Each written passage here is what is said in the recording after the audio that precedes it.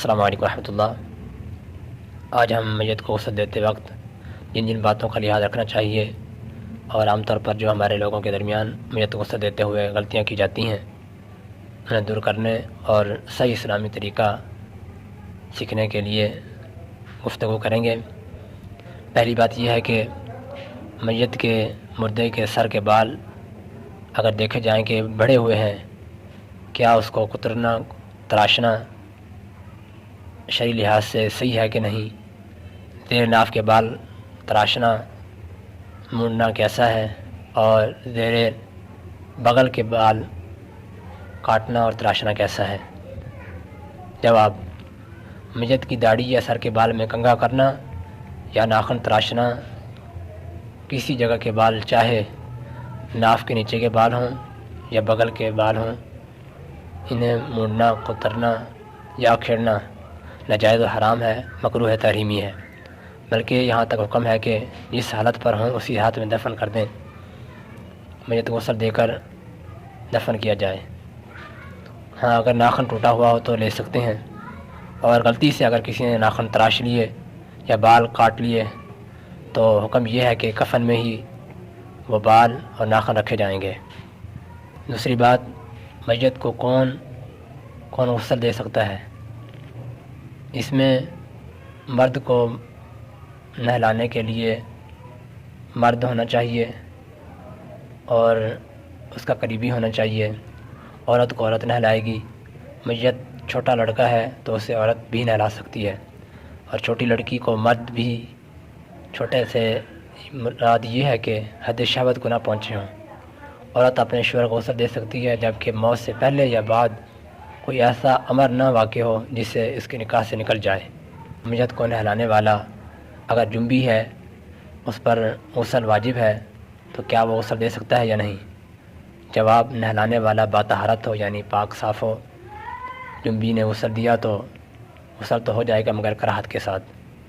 بے وضو نے غسل دیا میت کو تو غسل ہو جائے گا اور اس میں کراہت نہیں۔ بہتر یہ ہے کہ نہلانے والا میت کا سب سے زیادہ قریبی رشتہ دار ہو، وہ نہ ہو تو جسے میت کے عزیز و اقارب بہتر سمجھیں، کوئی امانت دار شخص پرہیزگار ہو، میت کو نہلا سکتا ہے۔ اسی طرح ایک سوال ہے کہ مرتے وقت کسی مسلمان کی زبان سے معاذ اللہ معاف فرمائے کوئی کلمہ کفر نکل گیا تو اس کا کیا حکم ہے؟ جواب: مرتے وقت معاذ اللہ اس کی زبان سے کلمہ کفر نکلا تو کفر کا حکم ہرگز نہ دیں۔ ممکن ہے کہ موت کی سختی کی وجہ سے عقل جاتی رہی ہو اور بے ہوشی میں یہ کلمہ نکل گیا ہو، اور بہت ممکن ہے کہ اس کی بات پوری طرح سمجھ میں نہ آئی ہو۔ ایسی شدت کی حالت میں آدمی پوری بات صاف طور پر ادا کرنا اس کے لیے دشوار ہوتا ہے۔ اسی طرح ایک سوال ہے کہ ہمارے لوگوں کے درمیان جو مشہور ہے کہ میت کے پاس تلاوت قرآن پاک کرنا جائز ہے یا نہیں۔ اگر میت کے پاس قرآن پاک کی تلاوت کی جائے تو یہ ثواب کا قائم ہے اور جائز ہے، جبکہ اس کا تمام بدن کپڑے سے چھپا ہوا ہو۔ اسی طرح عورت مر گئی اور بچہ اندر حرکت کر رہا ہے تو اس صورت میں کیا کریں گے؟ جواب: عورت مر گئی ہے، اس کے پیٹ میں بچہ حرکت کر رہا ہے تو بائیں جانب سے پیٹ چاک کر کے بچہ نکالا جائے گا۔ اسی طرح میت کو کفن دینے کے لیے کتنے کپڑے درکار ہوتے ہیں؟ اگر مرد ہے تو مرد کے لیے سنت کفن 3 کپڑے ہیں: لفافہ، ازار، قمیص۔ اور عورت کو کفن دینے کے لیے سنت کپڑے 5 ہیں: لفافہ، ازار، قمیص، اوڑھنی اور سینہ بند۔ تو لوگوں میں عام مشہور ہے کہ اگر بیوی مر جائے تو اس کا شوہر جنازے کو نہ کندھا دے سکتا ہے اور نہ ہی اسے چھو سکتا ہے۔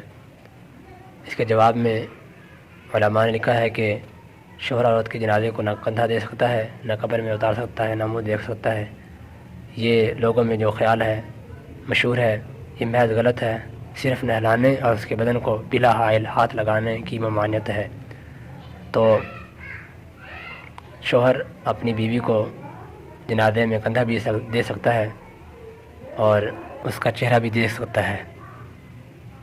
واللہ اعلم بالصواب۔